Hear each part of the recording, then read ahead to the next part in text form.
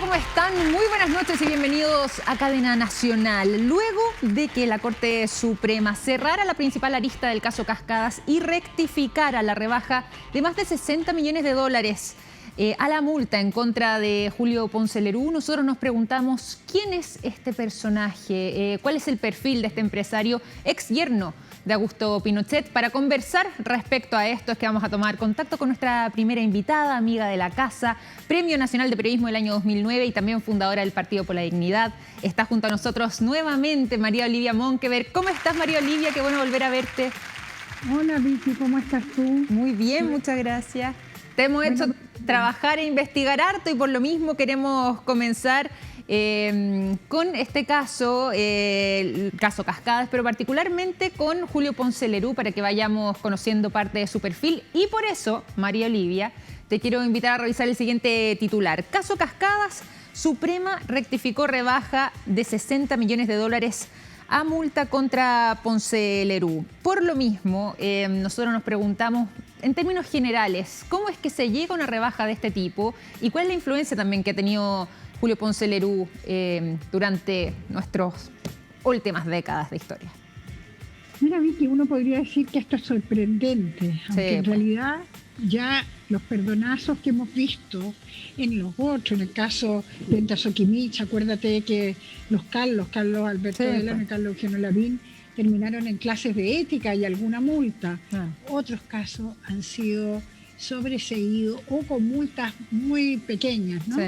Para lo que han cometido. El caso de este, yo no lo diría rectificó, yo diría que aquí la Corte Suprema, es decir, la tercera sala, y tres ministros de la tercera sala, de los cuales son dos ministras que son mujeres por lo demás, fíjate, lamentablemente en este caso vemos a dos mujeres ministras de Corte que fallaron en un dictamen tan, yo diría, tan absurdo, ¿no? Absurdo. Porque la Superintendencia de Valor y Seguro era la que había impuesto la multa de los 60 y tantos millones de 62 millones de dólares aproximadamente. Claro. Y en cambio, esta sala, en la que está constituida por estas dos señoras y por un abogado integrante, que es otra figura muy peculiar, por 3-2. Fue un resultado por 3-2, ni siquiera fue por unanimidad.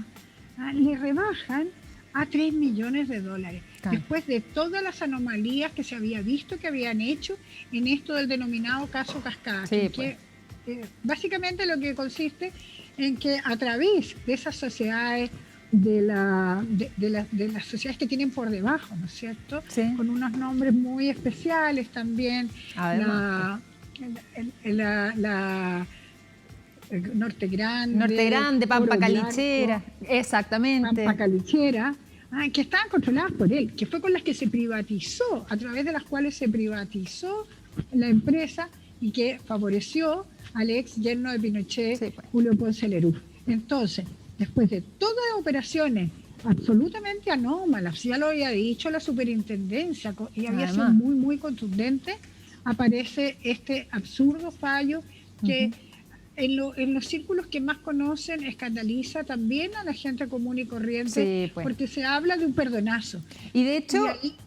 de hecho hay un ejercicio bien interesante que realizó la Fundación Sol, queremos revisarlo junto a ti a propósito de este perdonazo, y ellos se hicieron la siguiente pregunta: ¿a cuánto equivale el perdonazo a Julio Ponce Lerú? Y ahí, bueno, va desprendiendo lo siguiente: los más de 59 millones de dólares de perdonazo equivalen a rentas básicas de emergencia de 500.000 pesos a 15.400 hogares por un plazo de 6 meses.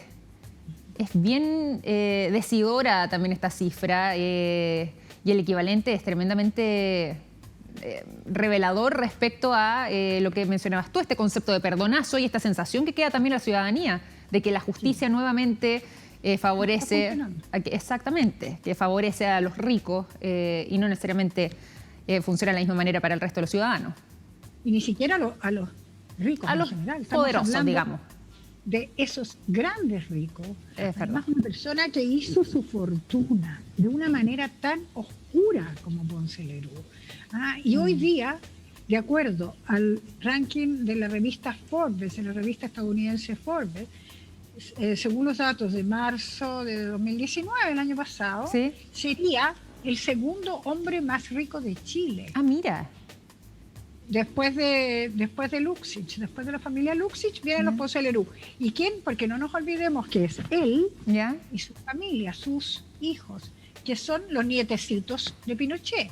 Claro, Los pues. nietos de Pinochet son los más ricos de Chile después que pasó la dictadura y que tenemos todas las décadas ya pasadas de Claro, pues.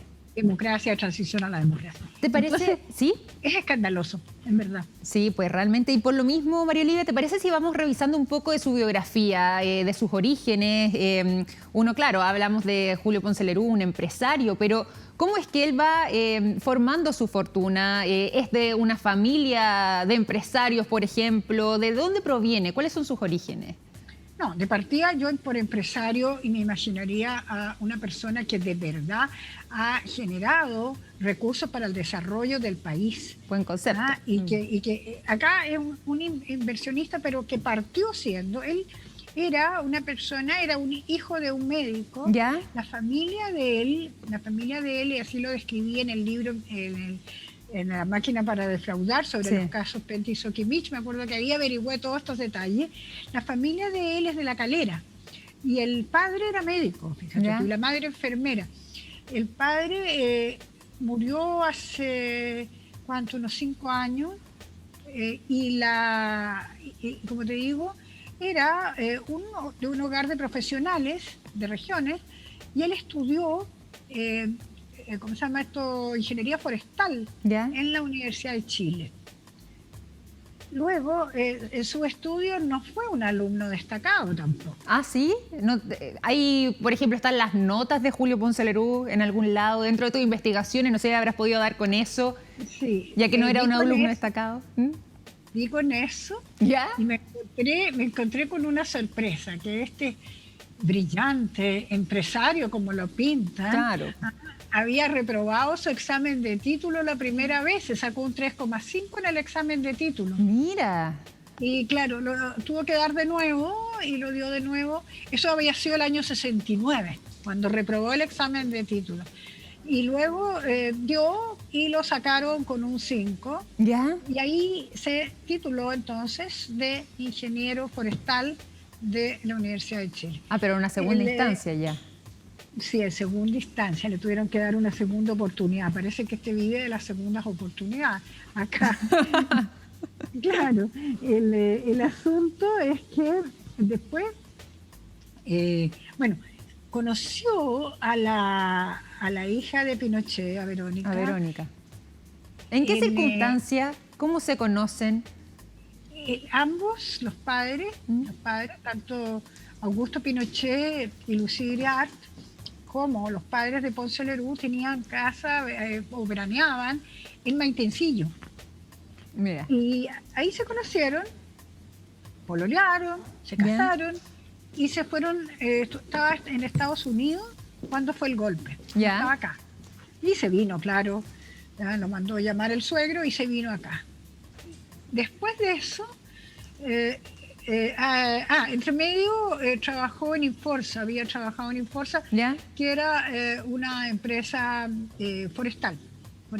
Perfecto, o sea, algo más vinculado también a lo que había estudiado él como ingeniero agrónomo. Claro. Pero después se dedicó mucho más al talaje de bosque, porque al comienzo de la dictadura, le dio la responsabilidad a Pinochet que se encargara de la Corporación Nacional Forestal, que si no es totalmente estatal, tiene intereses privados, pero esa responsabilidad le significó tener mucho acceso a los campos, a bosques, a animales. Entonces, esto fue comprando, junto con estar en el cargo público, semipúblico, él iba adquiriendo propiedades en ese ámbito, en el ámbito del agro y de lo forestal, para luego fue un minuto, me acuerdo incluso, en los años fines de los 70, en que se hablaba de la cantidad de ganado que tenía Ponce Lerú. Ah, mira, ya, eso, Claro. ya en esa época se hablaba respecto a aquello, o sea, la cantidad, me imagino que eran muchas cabezas de ganado, por lo mismo hacía ruido. Por supuesto, por supuesto. Después las propiedades y campos en otras circunstancias también, ¿Sí? él tuvo bajo su responsabilidad todo lo que se hizo con la contrarreforma agraria en el sur, Ya. en Panguipulli, en Rupanco, ¿no? Una figura muy muy poco orientada, yo te diría, a un bien de la sociedad y a un bienestar de los trabajadores, sino que por el contrario, o sea, la figura de Ponce Lerú yo creo que es una figura que ha sido bastante, no solo por lo que haya ganado de plata, Sí. sino que ha sido negativa en Mira. la utilización de personas y de recursos. Por eso hacía Luego, esa diferenciación entre el concepto de empresario e inversionista. desde luego, desde luego. Pero ya en los tiempos de la dictadura, Sí, ¿cómo serían de controvertidos sus negocios? ya, Que tuvo incluso al interior de la gente que apoyaba el régimen, ya. fue muy cuestionado. Mira, Fue uno de los que encabezó el cuestionamiento, ¿quién fue? Ricardo Claro, el abogado. Mira, Sí, hubo mucha controversia con él. También algunos agricultores del sur. En general, no era una persona que tú pudieras decir a la que se le apreciaba claro. por sus dotes Y es- de servidor público Claro. o empresario. Entonces, a tal punto llegó la cosa ¿Ya? que después que estuvo en la Corfo, ya no había, me parece que era gerente de la Corfo, de un área de la Corfo, tuvo que salir de esto. Mira, Pero eso le había dado la oportunidad para interiorizarse del valor de Eso es importante. muchos recursos, como es el caso, sin ir más lejos, de la Sociedad Química y Minera de Chile, sí, pues. de Mira, Soquimich. queremos llegar a ese punto, al punto de Soquimich también, y obviamente también qué es lo que sucede ahí con la Corfo, pero por lo mismo, me imagino que también, ya que estaba siendo cuestionado incluso durante el periodo del régimen, esto de haber sido, me imagino, a ver si lo puedes corroborar tú, también de sentirse de esta manera quizás un poco más, no sé si es impune la palabra, pero de poder actuar de esta forma, justamente por tener el respaldo o ser familiar directo de Augusto Pinochet. Por lo mismo, quería preguntarte respecto a la relación que él tiene con la familia Pinochet. Obviamente sabemos que él estuvo casado con Verónica. ¿Cuántos hijos tuvo con Verónica? ¿Qué fue pasando también con la historia de ellos eventualmente? Porque también están involucrados hoy en día, hasta el día de hoy, con estas empresas, con Soquimich particularmente. Los hijos son, a ver, espérate, son 3 o 4. Ya. Hay una, María Francisca, Francisca Lucía, perdón, Francisca Ya. Lucía, que ha seguido en los negocios con él. Todos son dueños, porque él empezó a formar sociedades con posterioridad. Si nos saltamos el tiempo de cómo armó el asunto de la privatización, cuando fue creando las sociedades cascadas, después él lo que ha hecho es que ha formado sociedades ¿Ya? con sus hijos, y esas sociedades con sus hijos e hijas, digamos, tiene no solo en Chile. Si tú buscas en el diario oficial en Chile vas a encontrarte algo, pero tienen todas las platas que han sacado afuera a los paraísos fiscales. Entonces, son sociedades que operan en las Islas Vírgenes, por ejemplo. Ya. Uno tendría que estar investigando casi en el día a día para seguirle la pista a todo. Claro. Pero yo lo dejé, en ese libro lo contaba, y el otro día justamente a propósito de estas cosas, En este libro, dices tú, en La máquina para defraudar, a propósito. la máquina para defraudar, Ya. es que justamente describo parte de esta historia, porque en verdad creo que es una historia interesante de este tiempo. Le dediqué varios capítulos a él. Creo que uno se llama La oscura huella de Ponce Lerú, y el otro se llama El tesoro de las Pampas o algo. Sí, lo estoy buscando, pero sí. A ver. Claro, La Sí. oscura huella de Ponce Lerú. El botín de las Pampas. El botín de las Capítulo Pampas. 5, por lo demás. Porque el botín de las Pampas es lo que se quedó, lo más importante de lo que se quedó, que es Sokimich. Fíjate que pasó una cosa, en los tiempos aquellos, ¿Ya? Que también uno lo recuerda, es que él trataba de mostrar, y se trataba de mostrar cuando estuvo más oculto, Sí. porque había tenido que pasar a la retaguardia para que no criticaran tanto a Pinochet por este yerno que hacía Claro, que hacía esta. Entonces, lo que sí iba pasando es que su fortuna ¿Sí? la fue incrementando porque usó hasta su padre, pasó ¿Ya? a ser parte de estas sociedades. ¿Y esto es antes de su llegada a Sokimich, de su ingreso, de su participación, o esto es posterior, una vez él estando ya en ese cambio? No, lo que ocurre es que, a ver, el proceso con Sokimich fue, primero, desde la Corfo, hay que recordar que todas las empresas del Estado dependían de la Corporación de Fomento, dependían de la Corfo. O sea, desde la Corfo él tenía una mirada sobre eso y tenía un control sobre eso. Perfecto. Pero en ese mismo tiempo, aunque él salió a esa retaguardia que te decía yo, otras personas cercanas se mantenían en los directorios de las empresas del Estado. ¿Ya? Entonces, luego, en la década en la misma década del 80, pero aproximadamente por ahí por el año 85, ¿Ya? empiezan a aparecer en los directorios de las empresas las personas de total confianza del régimen por lo demás, que después facilitaron estas privatizaciones. El asunto es que en el caso de Ponce Lerú entra muy rápidamente él, pero antes que él, incluso su padre. ¿Ya? Que, no sé, probablemente no estaba tan activo en el negocio, este señor que era médico. Eso te decir, su padre que era médico, que uno podría decir que tiene que ver con... blanco, pero figura en sociedades que se iban quedando con eso. Igual que el que siempre ha figurado con él, ¿Ya? es este señor Patricio Contese. Bueno, González. claro, pues.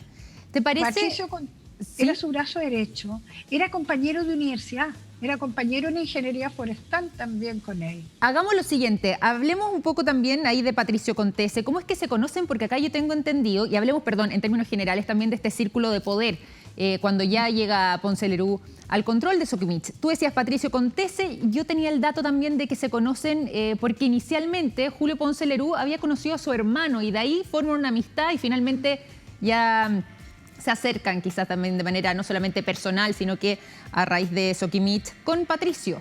Terminan ahí generando una relación importante, que bien sabemos también su desenlace. Y Patricio Contese también estuvo en este directorio, en el de Sokimich, pero también estuvo en otros, creo que en el de la CAP, que también se privatizó. Bueno, entraban por algún tiempo, luego salían. Eso uno lo llega a estructurarlo, a definirlo bien, revisando los directorios de la época, que no es tan fácil como ahora que uno puede llegar a la Comisión de Mercado Financiero, sino que eran memorias que había que ir a buscar. Engorroso. Claro, fue un trabajo de joyería lograr determinar exactamente dónde estaban, pero finalmente se ha podido establecer. Perfecto. Y Contese era quien, sobre todo todos los últimos tiempos, después de que privatizaron ya, aparece como el hombre que hacía el contacto con los personajes políticos en lo que fue, en lo que ha sido, digamos, esto del llamado caso Sokimich. Claro, pues. Y lo curioso, fíjate, Vicky, es que, si tú recuerdas, a Julio Ponce Lerú no se le llamó a declarar, porque probablemente fue Patricio Contese. ¿Ya? O sea, esto estaba previamente diseñado de manera que Julio Ponce Lerú nunca tuviera una relación directa y por lo mismo no fuera ni siquiera citado a prestar declaración. Aparece como, o se hacía como, el que no sabía. Claro. Entonces, lo insólito es que él no en ningún minuto fue citado y, por lo tanto, en el caso Sokimich, pero obviamente está en el caso SQM, entonces quedó como, pasó colado, podría decir. Claro, pues. Cambio, en el caso Cascada, que había había partido antes, había partido el caso Cascada en 2012. En el caso Cascada sí que aparece clarito, dicho por la Superintendencia de Valores y Seguros, que es la antecesora de esta Comisión para el Mercado Financiero que funciona ahora, ¿Sí? como responsable de estas oscuras, anómalas negociaciones con información privilegiada y con todas las cosas.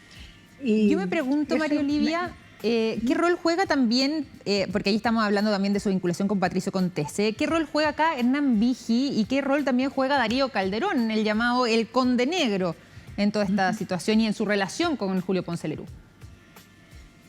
A ver, Hernán Vigi es una persona que tú te la vas a encontrar muy vinculada a todos estos grandes grupos habitualmente. Te voy a hacer una referencia lateral y entre paréntesis, pero yo te decía, Ponce Lerú, de acuerdo al último escrutinio de Forbes, a la última información de Forbes, es el segundo hombre más rico de Chile. Sí, pues. El primer hombre más rico de Chile sería Andrónico Luksic y su familia, Iris Fontova y los hijos de Andrónico. Bien, resulta que el mismo Vigi, que fue ministro de Hacienda de Pinochet, el mismo Vigi, y antes tuvo muchos cargos, muchos.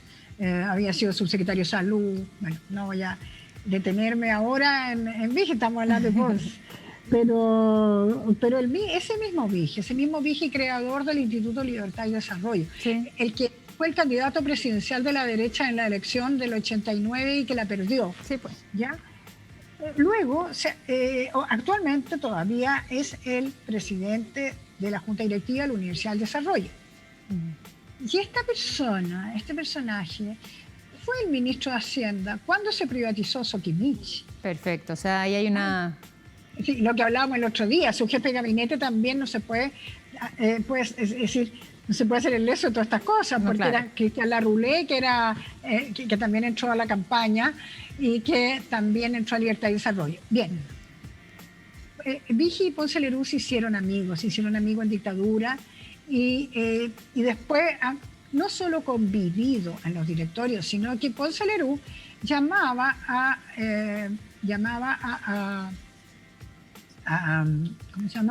Vigi para que fuera uno de sus representantes en el directorio y ha sido incluso presidente de Soquimich en años relativamente recientes. Sí, pues yo te mencionaba antes también a Darío Calderón, pero además voy a sumar otro nombre también para ver si podemos y alcanzamos, que tenemos los últimos minutos, ahondar también ahí en la figura de Rafael Guilizasti. Ya, rápidamente te paso entonces por Darío Calderón. Darío Calderón es una persona bien especial.